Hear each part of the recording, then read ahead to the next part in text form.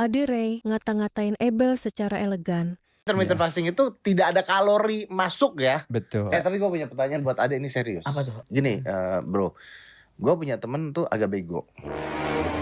Gitu. Otak dan pemikirannya. Gue pernah dengar Ade tuh ada kata-kata bahwa olahraga itu bahkan penting buat otak. Iya dong. Bener kan? Bener. Tuh. Sekarang saya kan sekarang kan olahraga, Om. Enggak, mungkin karena kaya akan opsi cara pandang yang melemahkan hati. Mampus apaan tuh, gimana tuh cerita itu? Dalam banget tuh pasti tuh. Maksudnya kan banyak stres kan. Maksudnya kayak tadi kan misalnya pilihan kata kan mempengaruhi rasa. Iya. Otomatis badannya kan nggak enak rasanya ketika ngomong-ngomongnya misalnya tadi kan kasar gitu. Iya. Nah jadi ketika kita badannya nggak enak, makanya badannya mengaktifasi namanya stress response, reproduksi, regenerasi, recovery, apalagi yang lain nggak terjadi karena kebanyakan stres. Makanya kebanyakan pikirannya terlalu melemahkan hati. Suka banget. Itu kayak di Makanya rambutnya katain rontok tapi tadi. intelligent gitu loh. Itu sama kulitnya kusam kan.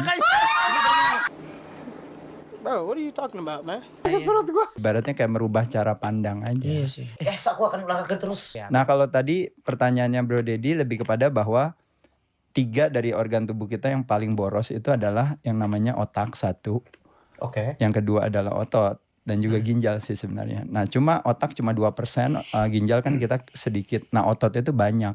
Otak dan otot itu ada istilah memiliki prinsip yang sama. Kalau nggak digunakan maka kita akan kehilangan. Betul. Jadi kalau otot nggak digunakan, kalau otak nggak digunakan maka kita akan kehilangan. If we don't use it, we lose it. Otak dan otot hidup dari makanan yang sama. Nah apa makanannya otak dan otot? Kalau Sayur-sayuran sekarang aja. bukan.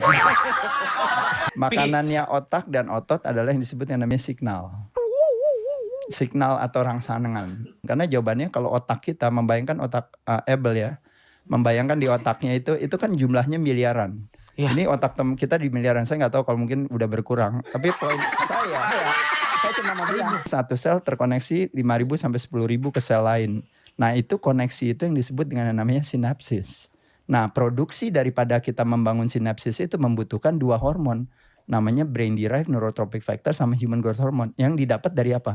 Dari puasa dan latihan beban. Latihan beban. Jadi Abel rajin latihan pasti tidak hanya lucu tapi juga cerdas. Saya akan nge-gym terus. Olahraga terus. Itu kan secara nggak langsung, sekarang lucu tapi goblok ya. Dipakai terus nih, berarti nih. Nih mau pakai orang nih.